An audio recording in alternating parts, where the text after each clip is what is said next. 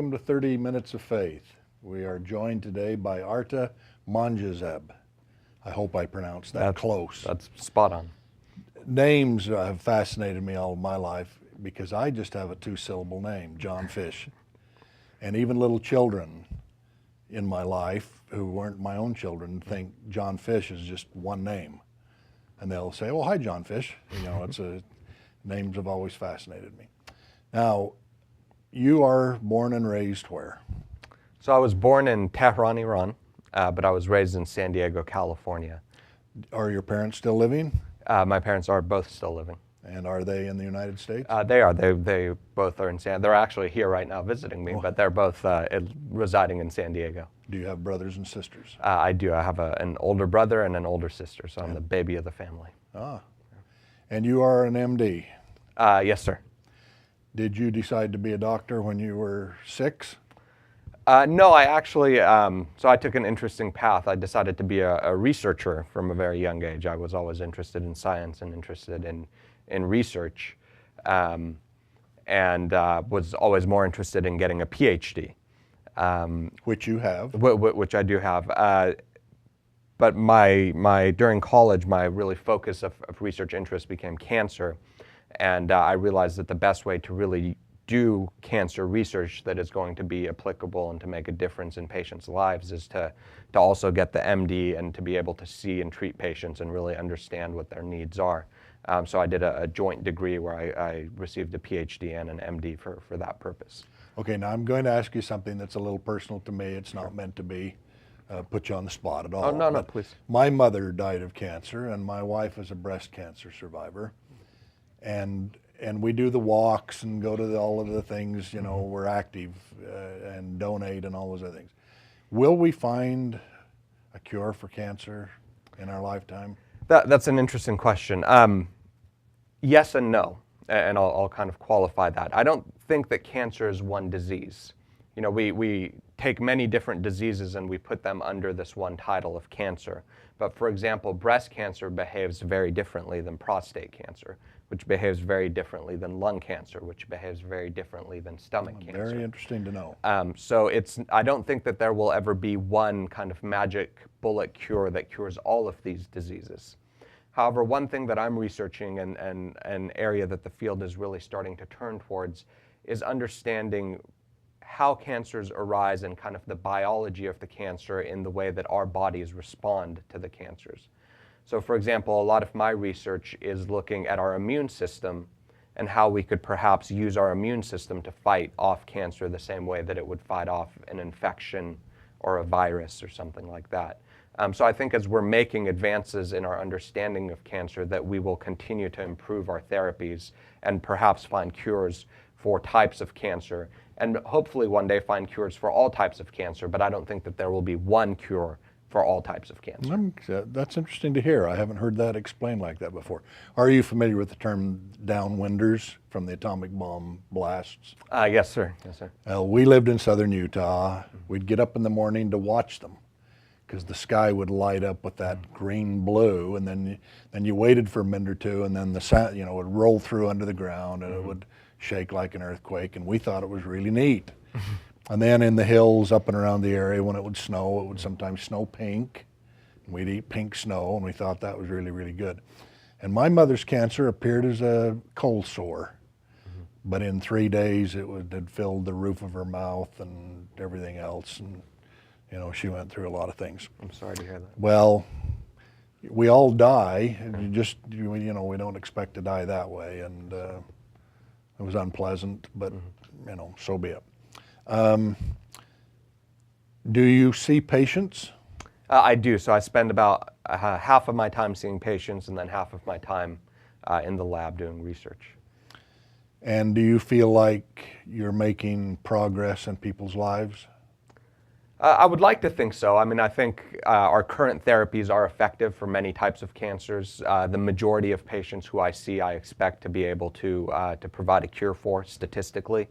And I think that as we're moving forward with newer therapies, that rate will only increase. But having said that, there's unquestionably still a lot of work that needs to be done. I still do see, too many patients for whom the only thing that I can offer is palliation, which is still important. It's important to be able to help somebody die respectfully, and to help somebody be free of pain during the time that they have left. But I would feel much better about what I do if I could offer those patients a better fighting chance, and that's really what drives what I do on the research end of things. Well, and for whom the bells toll, sometimes the bells can be a good sound. Yes, sir. Now, I want to change focus a little bit. Growing up in San Diego, what went on down there in your childhood? I mean, did you learn to surf and those kinds of things? Yeah, it's a beach town, so we did go to the beach quite a bit, surfing, boogie boarding, spending time with friends. Yeah, it was an interesting place and an interesting time, because we came right as the revolution was happening in Iran. Our family came out actually for a vacation and ended up never going back. Wow. But obviously in retrospect was the right decision. But it was an interesting time, because being Iranian and being in San Diego, which also has a very large military town, Yes. There was certainly some negativity towards me and towards kind of our background.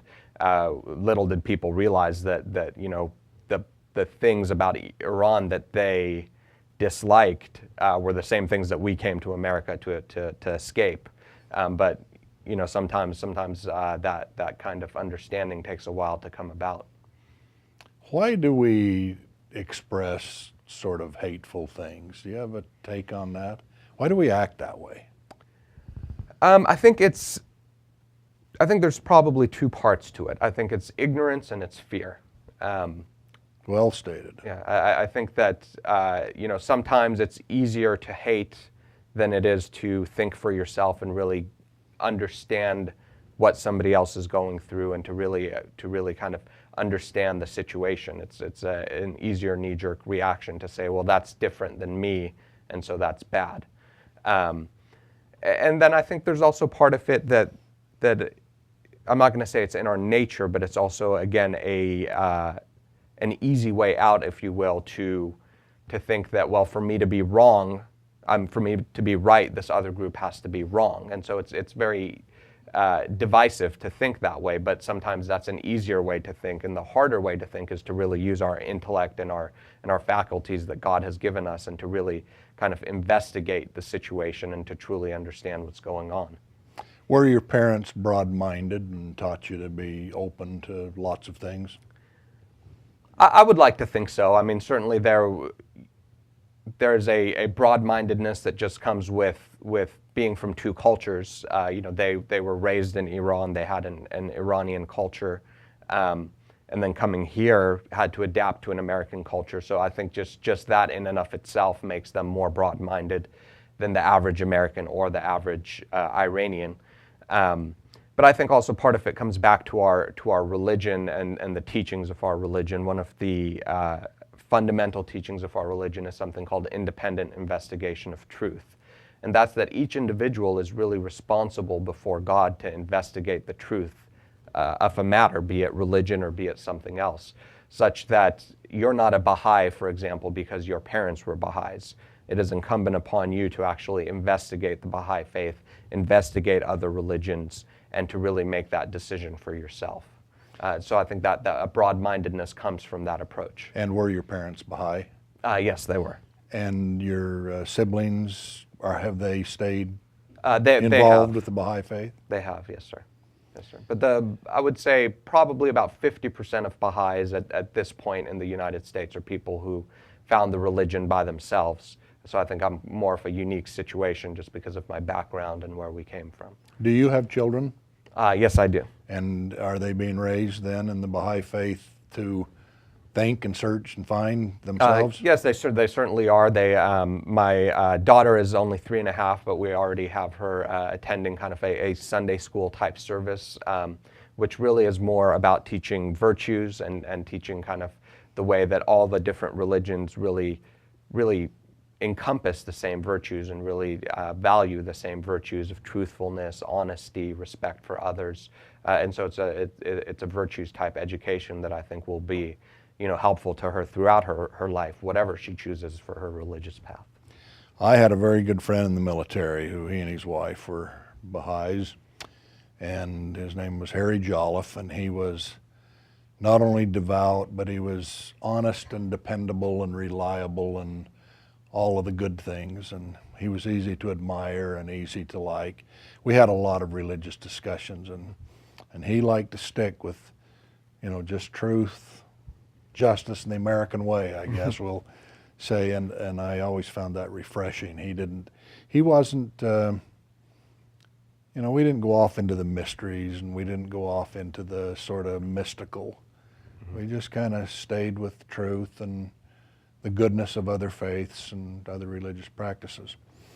Now, I know in Greater Sacramento the Baha'i groups meet in sort of separate places. There isn't one singular Baha'i meeting house. That's correct. So where do you meet, and how big of a group, and is it every Sunday?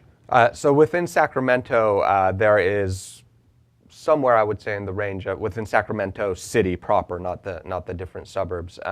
There's, I would say, somewhere in the range of about 300 Baha'is. And we meet, we don't meet every Sunday as we don't have church. What we do have is basically a spiritual gathering that occurs once every 19 days. Those gatherings can occur at a community center, or it can also occur at someone's home. If whoever is hosting that particular gathering can decide if they would like it to be in their home or if they'd like it to be in a community center.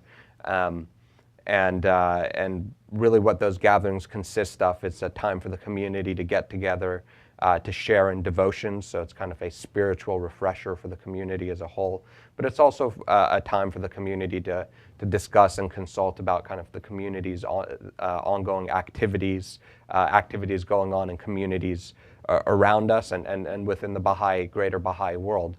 So it's both a time for kind of spiritual regeneration, but also a time for kind of also taking care of the practical aspects of the religion. I have met with a couple of the Baha'i groups, and the first one I met with was out in Rockland, and they asked me what I would like to hear. And I told them on that particular night I'd like to just learn more about the Baha'is. And they had a little PowerPoint presentation set up, very informative and enlightening to me. I really, really liked it. And then they had some food and drink, and we did some serious talking and we did some laughing, and I really, really enjoyed that.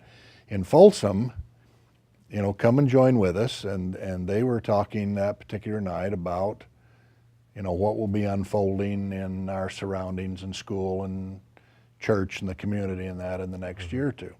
And the presenter had done a lot of good homework, and that was right after the theaters had opened out at Folsom Lake College. And they were talking about some of the things that were going to be brought, pros and cons. Anyway, I really enjoyed myself. It's not deep intellect, but it is intellectual. Yes, yeah, and every gathering you go to will be a little bit different, even within a given community. Each 19-day gathering will be different. There's no clergy within the Baha'i faith, and so there is, a set course of things that need to happen when we get together. For example, for these 19-day meetings, there should be a spiritual or devotional portion. There should be a portion where the administrative tasks of the community are addressed, and there should be a social portion. Those are kind of the three aspects of that meeting. But how those different things occur are really different from each meeting to each meeting. So it's kind of nice and it's refreshing. And obviously within communities, but between communities, there are differences as well. But the commonality of it all is that we're getting together to help build both our Baha'i community, but the community in general around us, the larger community. Is there some significance to the 19 days? There is. So the Baha'i calendar is set up such that it's 19 months, each month being 19 days long. And then that leaves an additional 4 days at the end of the year, 5 days during leap year, which are kind of a time of reflection and charity and those types of things. But so these meetings are set up so they're the first day of each month. Now, we talked before the cameras turned on about Haifa, Israel. Yes, and of course, I've not been there, but I've Googled it and I've researched it, and I was given a book about it to read, and that was real delightful. Have you ever been in Haifa? I have. I've had the good fortune of going twice during my lifetime. That big temple and the grounds and all of the things there are beautiful. Yeah, it's the gardens are very well kept, and the temples are very nice. It's interesting. There's one temple, there's a few administrative buildings, but really the focus is the nature and the gardens, and so the way that it's set up and the way that it kind of as you come into the bay and you can kind of see the mountain with these terraces of gardens and the Yes. temple in the middle, it's really quite breathtaking. And can the regular Baha'i person go in the temple? Yes, sir, and the temple is open to the community at large as well, so it's not only for Baha'is. It's obviously a holy place for us, so it's a place of prayer and a place of worship, but it's open to the public as well, so for anyone to come there and see it and worship.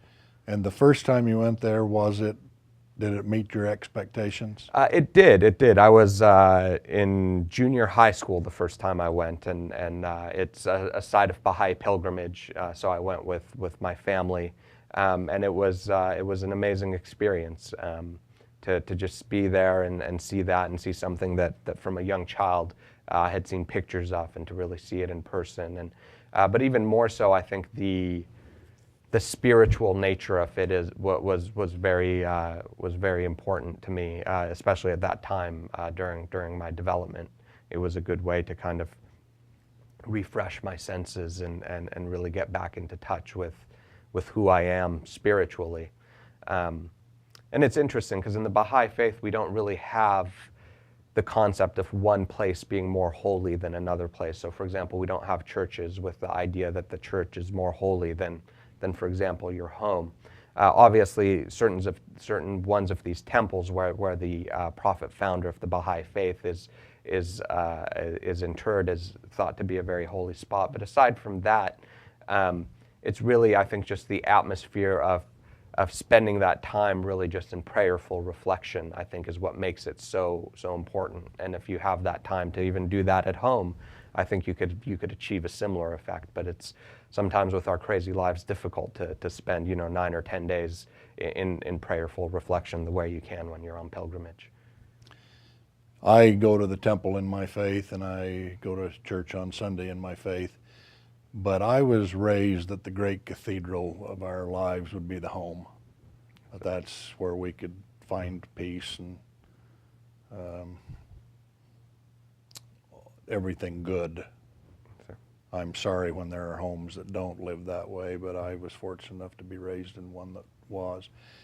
We were at the Vatican several years ago, and there was a large group of junior high kids on pilgrimage, and it was we spent the day there, and that was very pleasing to watch. Some of the kids were sort of joking and goofing off. Several dried their tears. Others were quiet and reverent. There was a great thing. And then a couple of years after that, we were in Lhasa, Tibet, and a pilgrimage was coming to the great building there, and they were more in awe at that place, I think. They were how old it was and the way it looked. How did you come to meet your wife, and how did you end up in Sacramento, and all of those sorts of things? That's a long and complicated story. So with my wife, she's actually also a Baha'i, and we met the summer before I started college. I was doing a social service project through the Baha'i faith in San Francisco, so I'd come up from San Diego to San Francisco, and it was a summer-long project, and actually my last day on that project was her first day, so we overlapped just by one day. And that was the first time that we met, but they ended up coming.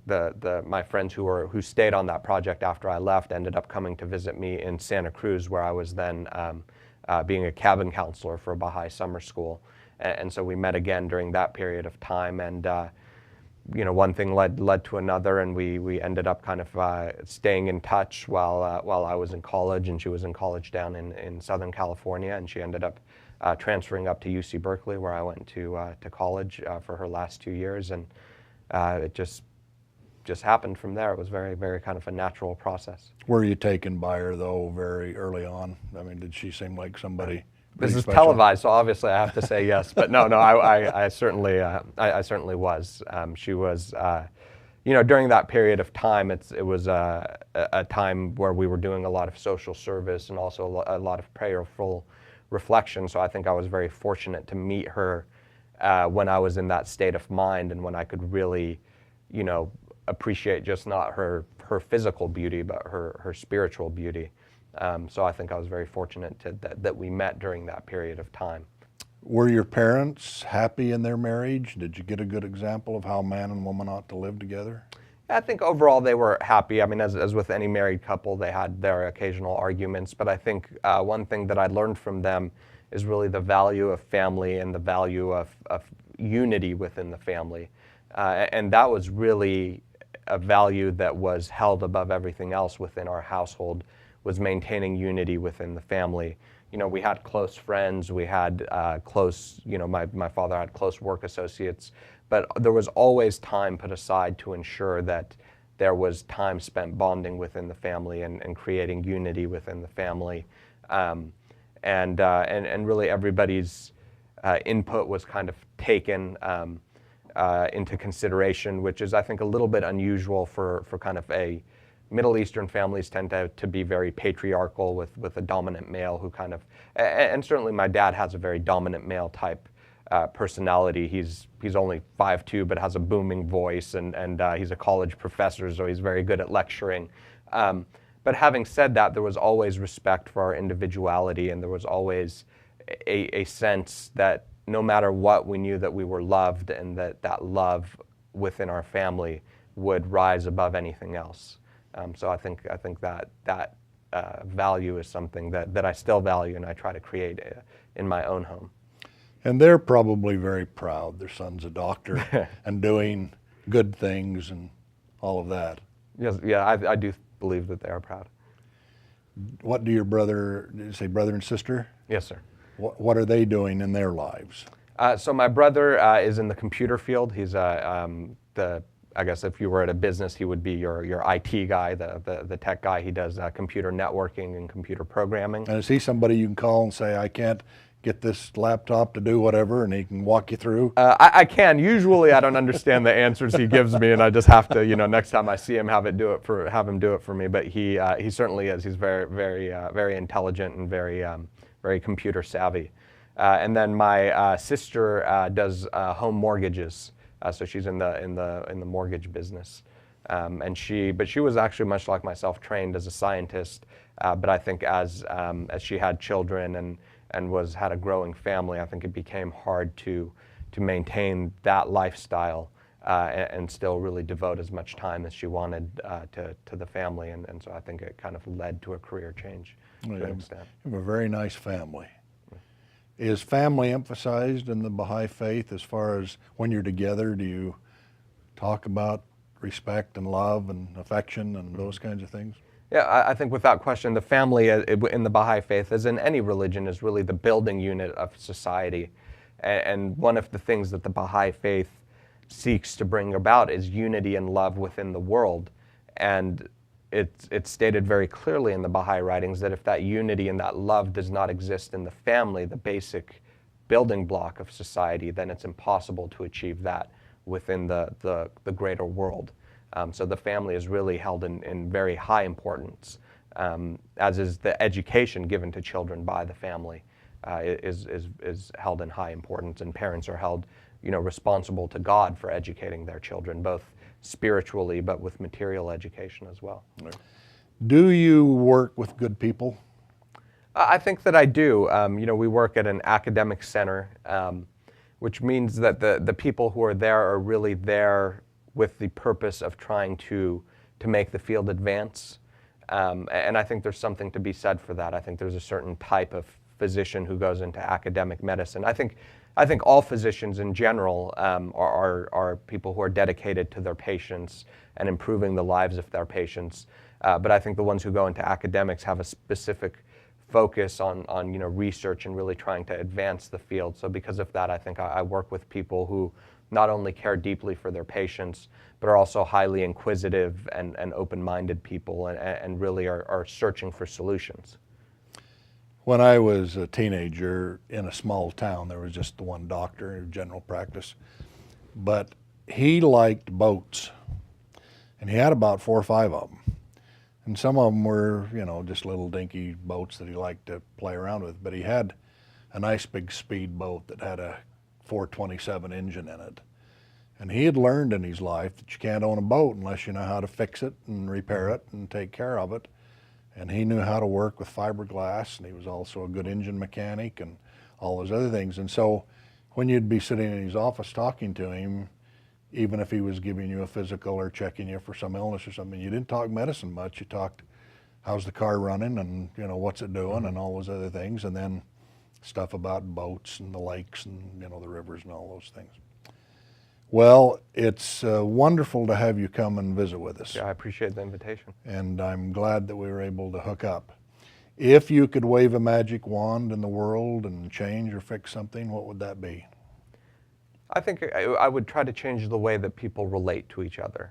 I think that fundamentally, regardless of religious background, regardless of ethnic background, regardless of economic background, that we're all very similar. We all are loving beings. We all crave love from our fellow human beings because we see the love of God reflected in them.